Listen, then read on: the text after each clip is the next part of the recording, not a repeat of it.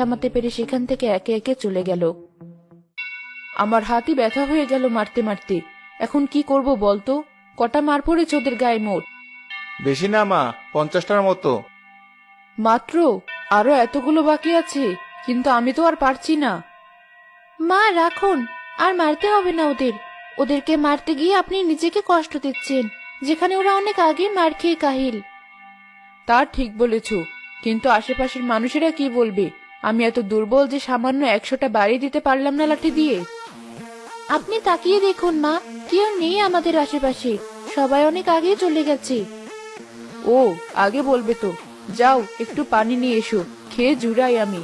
এই রাহুল, তুইও আয়। আচ্ছা মা, আসছি। দেখ, এই কটা মারকে দুজনই কাহিল। নিজের শরীর দুর্বল লাগলেও অনেকদিন পর কাউকে মন মতো পেটাতে পারলাম, এখন খুব ভালো লাগছে। হ্যাঁ মা, আমারও। এমন সুযোগ এখন খুব কমই আসে। এই গ্রামের সবাই এখন আমাদের দেখে ভয় পায়। বাবার কৃতিত্ব আমরা ধরে রেখেছি। এই নিন মা, আপনাদের জন্য পানি। শুভ, কোথায় তুই? এই তো আপু, আমি এখানে। আমার খুব পানির পিপাসা পেয়েছে, একটু পানি দাও না আমাকে। আপনাদের কাছে তো পানি আছে, আমার ভাইটিকে একটু পানি দিন, ওর খুব পানি পিপাসা পেয়েছে। আচ্ছা দিচ্ছি।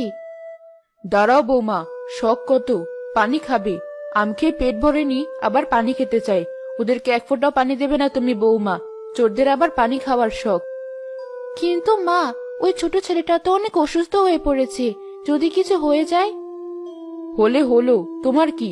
দেখে তো মনে হয় দুটোই এতিম, কারো কিছু যায় আসবে না। অন্যদিকে তিথি আর শুভর নানি ঘরের দরজায় দাঁড়িয়ে তার নাতি নাতনির অপেক্ষা করছিল। সন্দেহ এলো প্রায়, অথচ এখনো ওই দুই ভাই বোনের আসার কোনো খবর নেই। পথে কোনো বিপদ হলো না তো ওদের? আরে বরে, তুমি বাইরে দাঁড়িয়ে আছো যে এই সময়? যাও ঘরে যাও, দিনকাল ভালো না। আমাদের গ্রামে আজ রাহুলদের বাড়িতে অচেনা ছোট ছোট দুটো ছেলে মেয়েকে ওরা পিটিয়েছে আজ। বলো কি, কোন ছেলে মেয়েদেরকে? হবে অন্য কোনো গ্রামের হয়তো। বেছে বেছে ওদের গাছের আমি পেরে খেতে হলো ওদের, আর কোনো গাছ পেলো না। ওদের কপালই খারাপ আসলে। ছেলে মেয়ে দুটোর বয়স কেমন বলতে পারবে? ছেলেটা দেখতে রোগা, শুকনা, 7-8 বছরের হবে হয়তো। আর মেয়েটা 12-13 বছরের হবে মনে হয়। ওর স্বাস্থ্য মোটামুটি ভালোই আছে। আরে, আমার নাতি নাতনি দুটো তো ঠিক এমনই। তুমি আমাকে ওদের কাছে নিয়ে চলো, আমি দেখে নিশ্চিত হই ওরাই আমার নাতি নাতনি কিনা। একই বলছেন নানি, চলুন শিগগিরই। কে জানে ওদেরকে মারতে মারতে মেরেই ফেললো কিনা। চলুন চলুন। কি হলো? ছেলে মেয়ে দুটো অনেকক্ষণ ধরে চুপচাপ, কিছু বলছেও না। মরে টরে গেল নাকি? এই কটা মার খেয়ে মরবে না ওরা, গন্ডারের চামড়া। আচ্ছা, আমি দেখছি কি হলো।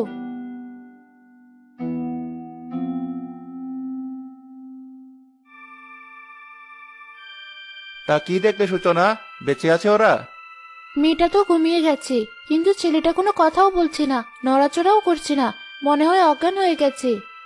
আচ্ছা দাঁড়াও, আমি ফেরাচ্ছি ওর জ্ঞান।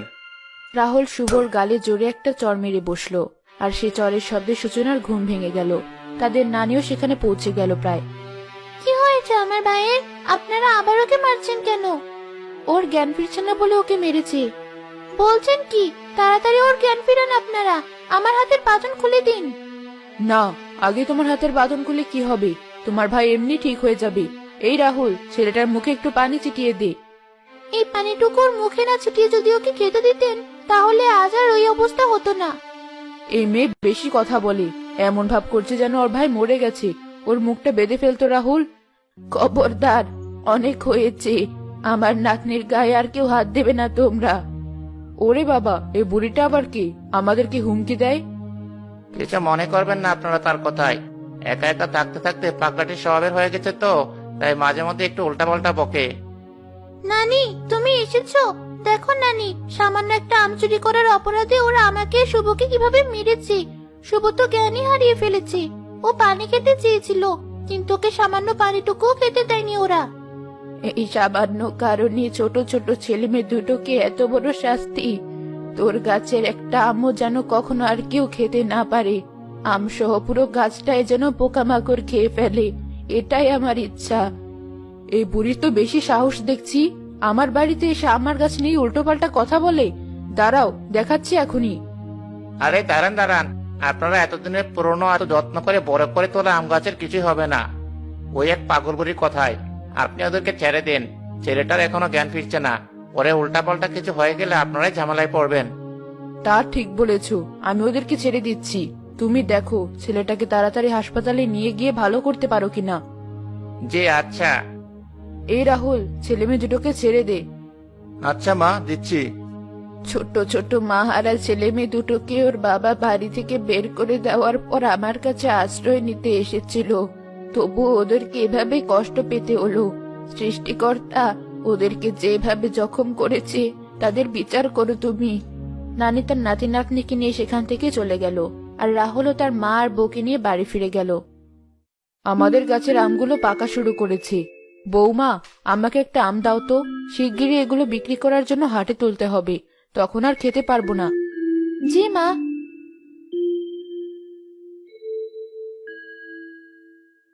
এই নিন।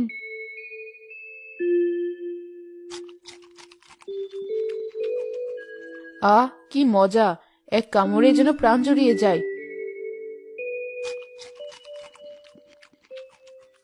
এ কি, আমটার স্বাদ এমন হঠাৎ বিচ্ছিরি হয়ে গেল কেন? থু! কি হয়েছে মা, আপনি এমন করছেন কেন? দেখছো না কত বড় একটা পোকা আমের ভেতরে? বেছে বেছে পচা আমটাই দিয়েছো আমাকে তুমি।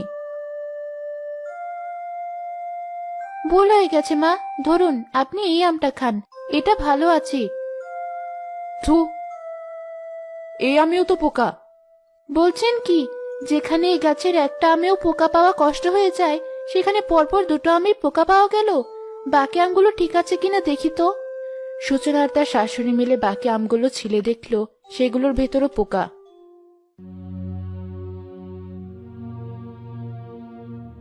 বলো কি, আজ সকালে যতগুলো আম পেরেছিলাম সবগুলোতেই পোকা। গাছে ওষুধ দিতে হবে মনে হয়। আমি গিয়ে দেখি গাছের আমগুলোর কি অবস্থা।